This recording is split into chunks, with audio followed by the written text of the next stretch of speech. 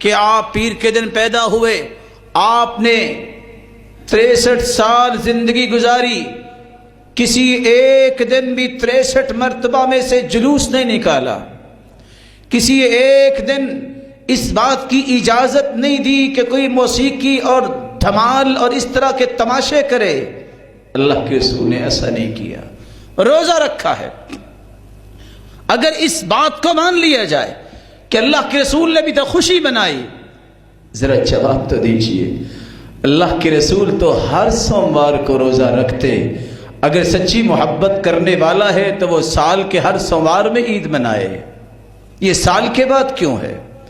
کان یصوم یوم الاثنین والخمیس، اللہ کے رسول ہر سوموار کو، ہر جمعرات کو روزہ رکھتے، وہ سال کے بعد تو نہیں رکھتے تھے۔ پتہ چلا یہ دلیل نہیں بنتی۔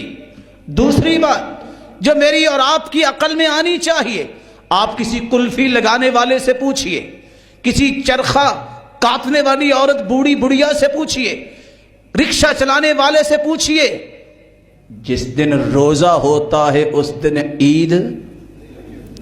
جواب دیجئے۔ جب 30 روزے ہو جاتے عید کا دن ہوتا ہے، وہ عید کا دن ہے، اس دن روزہ نہیں، جس دن روزہ ہے عید نہیں ہوتی۔ اگر اللہ کے رسول نے روزہ رکھا ہے تو روزہ رکھ کے یہ بتا دیا جس دن میں پیدا ہوا ہوں اس دن عید نہیں ہو سکتی، اس دن عید منائی نہیں جا سکتی، میں نے روزہ رکھا ہے، میری محبت میں سچے ہو، اس دن کا روزہ رکھ لو۔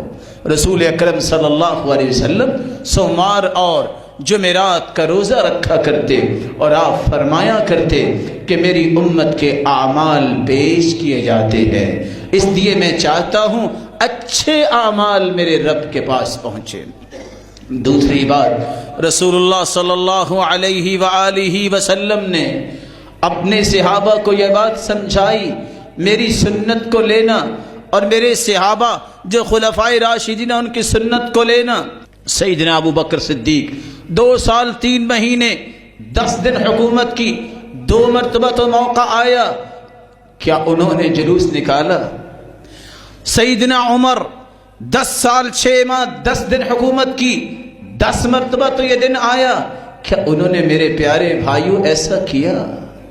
اللہ کے رسول صلی اللہ علیہ وسلم کے صحابی سیدنا عثمان نے 12 سال کچھ کم دن حکومت کی، خلافت سنبھالی، کیا انہوں نے اس طرح امت کو غلط راستہ دیا اور لوگوں کے وقت ضائع کیے، مال ضائع کیے؟ 12 مرتبہ تو آیا تھا یہ وقت، اور آپ نے فرمایا تھا اگر میری کوئی اور بیٹی بھی ہوتی تو عثمان میں تیرے نکاح میں دے دیتا۔ سیدنا علی رضی اللہ عنہ جو 4 سال 9 ماہ حکومت کی، 4 مرتبہ تو یہ وقت آیا، لیکن انہوں نے بھی ایسا کام تو نہیں کیا۔ آپ دیکھیے سیدنا حسن جو 6 ماہ تک حکومت سنبھالے رہے، 1 مرتبہ تو آیا۔ سیدنا معاویہ رضی اللہ عنہ 19 بار ان کی حکومت کے وقت میں یہ دن آیا، لیکن کسی نے یہ کام نہیں کیا۔ امام ابو حنیفہ رحمۃ اللہ علیہ 47 بار ان کی زندگی میں یہ وقت آیا، نہ انہوں نے حکم دیا، نہ ایسا خود جلوس نکال کے قیادت کی۔ امام مالک 68 بار جو ہے ان کی زندگی میں یہ وقت آیا، لیکن 1 مرتبہ بھی کام نہیں کیا۔ امام شافعی 55 بار ان کی زندگی میں یہ وقت آیا۔ امام احمد بن حنبل 38 بار زندگی میں یہ وقت آنے کے باوجود ایسی بات انہوں نے اپنے ساتھیوں کو، چاہنے والوں کو یہ نہیں سمجھائی۔ میرے بھائیوں، شیخ عبد القادر جیلانی رحمۃ اللہ علیہ ان کی زندگی میں بھی 65 بار، اور سلطان باہو ان کی زندگی میں 67 بار، اور فرید شکر گنج، یہ سارے جو نیک لوگ گزرنے والے ہیں ان کی زندگیوں میں بھی 70 بار، اور معین الدین چشتی کو ماننے والا بھی کوئی ہوگا 53 بار ان کی زندگی میں یہ وقت آیا۔ جن جن کا نام لینا چاہتے ہو لے لو، سب اللہ کے پاس چلے گئے۔ جو نیک تھے اللہ ان کو ضرور اچھا بدلہ دے رہے ہوں گے، انہوں نے ایسا کام نہیں کیا۔ ایک مومن کو بھی یہ کام نہیں کرنا چاہیے۔ ایک دلیل جو لوگوں کو قائل کرنے کے لیے دی جاتی ہے، اگر آپ سے میری سچی محبت نہ ہو، یقین مانیے میں یہ باتیں آپ سے نہ کرتا، صرف ایک غرض ہے میں اور آپ اللہ کے پیارے بن جائیں۔ رسول اکرم صلی اللہ علیہ وسلم کے بارے میں جو لوگ بھول کے کہہ دیتے ہیں مسلمان ہیں کہ اللہ کے رسول کی اس ولادت پہ جلوس اور نہ جانے کیا کچھ کرنا چاہیے، کیونکہ ابو لہب جب مر گیا، کون تھا ابو لہب؟ کافر۔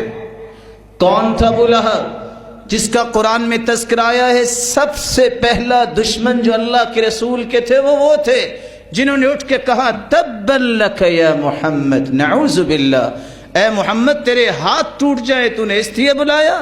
سب سے پہلی دشمنی اس نے کی، اور اللہ ذوالجلال نے فوراً سورت نازل کر دی، محمد کے ہاتھ کیوں ٹوٹے؟ تبت یدا ابی لہب وتب، ابو لہب تیرے ہاتھ ٹوٹ جائیں۔ قرآن اللہ نے نازل کر دیا۔ کہتے ہیں خواب آئی۔ خواب کس کو آئی؟ عباس رضی اللہ تعالیٰ عنہ جو ابھی تک مسلمان اس وقت نہیں ہوئے تھے، اسلام سے پہلے، یعنی حالت کفر میں خواب آئی۔ ابو لہب سے پوچھا کیا حال ہے؟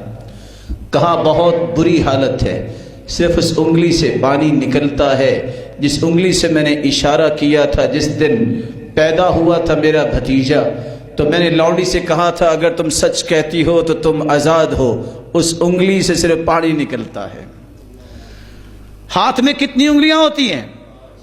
دوسرے ہاتھ میں حدیث قرآن کہتا ہے تبت یدا، یدن ہاتھ کو کہتے ہیں، یدانی دو ہاتھ۔ ابو لہب تیرے دونوں ہاتھ ٹوٹ جائیں تو نے محمد کو برا بلا کہا ہے؟ کہاں گئی یہ انگلی؟ خواب وحی نہیں ہوتی میرے بھائیوں، خواب وحی نہیں ہوتی۔ اللہ ذوالجلال کے قرآن کو نہ چھوڑیے، حدیث کو نہ چھوڑیے، اور ساتھ میں گزارش کروں گا فساد بھی نہ کیجیے۔ لڑائی بھی اللہ کے رسول نے نہیں سکھائی، سمجھاؤ، کوئی مان جائے تو بڑی اچھی بات، ذمہ داری صرف پہنچانا ہے۔ رسول اکرم صلی اللہ علیہ وآلہ وسلم نے یہی سمجھایا ہے، تمہیں حق بات کسی کو پہنچانی ہے، کوئی مان لے گا تو اس کی بہتری ہے، وگرنہ اس کے بارے میں تجھ سے تو سوال نہیں کیا جائے گا۔ یہ سوال ضرور کیا جائے گا تم نے سچی بات کسی کو پہنچائی کہ نہیں پہنچائی۔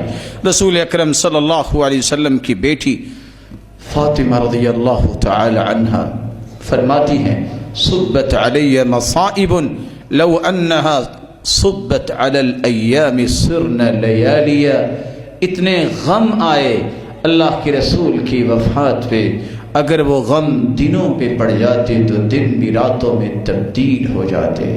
اللہ ذوالجلال قیامت کے دن ہم سب کو اپنے محبوب کی رفاقت نصیب فرمائے۔